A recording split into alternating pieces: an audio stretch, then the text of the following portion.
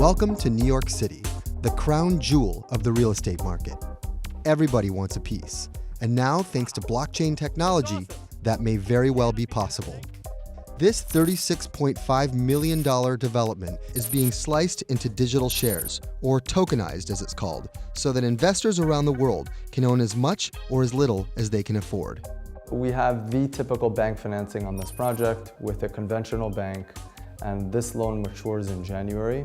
We decided to take a right turn and tokenize the debt here on the property.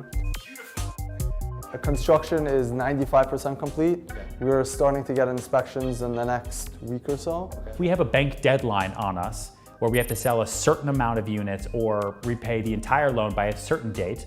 If construction's been delayed, if the market turns, if competition pops up, and we're not going to be able to hit that deadline, what do? So by tokenizing the debt, it gives everyone breathing room to sell at a normal pace with the market instead of against it. The people behind this offering reside across the East River, in that other borough. Here, the blockchain startup Fluidity has teamed up with broker-dealer firm Propeller to generate tokens by crafting smart contracts. And in so doing, they could be changing the way we all do business in the future.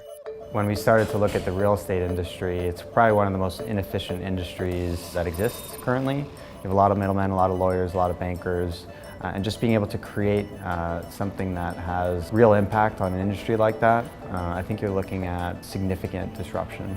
But for a project determined to eliminate middlemen, there's a lot of people involved. Motivator. Coder. I'm a lawyer. Facilitator. Strategy. Project manager. Developer. Co-founder. I'm just the broker. I'm a fan. An important party that is absent in this equation is a bank. There will not be a bank involved. The process goes something like this. These guys create tokens on the blockchain. The tokens represent the condo unit's debt and can be traded as private securities. If token holders sell their shares, the purchaser can either preserve the tokens on the blockchain or cash them out, thereby dissolving these tokens altogether. This theoretically would produce more liquidity to a notoriously illiquid market. It's a hard asset-backed secured loan. We're taking private securities and we're putting a digital wrapper around them, which makes it easier to track and easier to transfer. There's only 4 assets you can own in the world: stock, a bond, a currency, or a commodity. And we think every single one of them is going to get digitized, tokenize the world. And that's already happening. A UK company recently tokenized this Andy Warhol. Now, 100 people own 31.5% of this $5.6 million painting. And when it rises in value, the tokens will as well. So is the same thing happening with New York City real estate? Literally, 25, 30 million people can own a piece of this at $1 a pop. When has that ever been possible? Technically, it's still not possible, at least yet that is. Many hurdles remain before this becomes a democratizing force for the masses, not least of which is the fact that these tokens are only available to accredited investors, keeping the barrier of entry high, open only to the rich. But all of this is very new and hasn't yet fully impacted the system.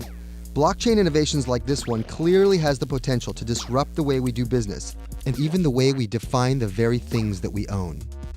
You know, if there's another downturn and banks say, oh, we have a hard time lending now, okay, well, I don't need you because I can tokenize my loan that I want to use to buy that condo there.